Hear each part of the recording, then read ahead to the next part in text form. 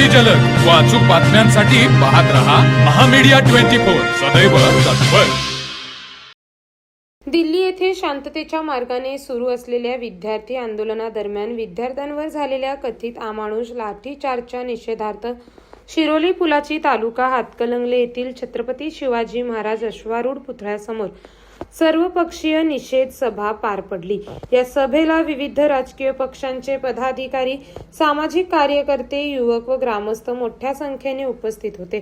सर्वांनी आंदोलक विद्यार्थ्यांना जाहीर पाठिंबा दर्शवत केंद्र सरकारच्या भूमिकेचा तीव्र शब्दात निषेध नोंदवला।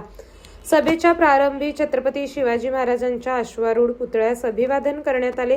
त्यानंतर उपस्थितांनी लाठीचार्ज विरोधात जोरदार घोषणाबाजी करत आपला संताप व्यक्त केला। लोकशाही मार्गाने शांततापूर्ण आंदोलन करणे हा प्रत्येक नागरिकाचा घटनात्मक अधिकार असताना त्यावर बळाचा वापर करणे लोकशाही मूल्यांच्या विरोधात असल्याचे मत उपस्थितांनी व्यक्त केले।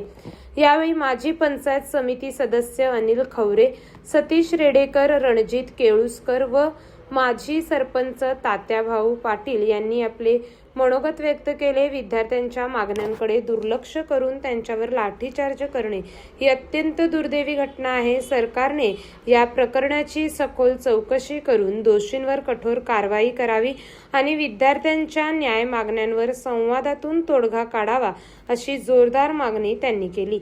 या निषेध सभेत राजकुमार पाटील, अशोक खोत, अशोक कांबळे, निवास कांबळे, अमोल कांबळे, हरी पुजारी, सर्जेराव डांगे, बाबासाहेब बुधले, श्रीकांत कांबळे, नितीन दळवी, संतोष बाटे, जयवंत स्वामी, शहाजी चव्हाण, विलास सुतार, अजित पाटील, दत्ता माने, रोहित खोचेकर, शमवेल कुरणे, मिलिंद कांबळे, मधुकर पद्माई, हंबीरराव संकपाळ, भोपाल वाघमारे, प्रवीण वंदुरे पाटील यांच्यासह अनेक कार्यकर्ते व ग्रामस्थ उपस्थित होते।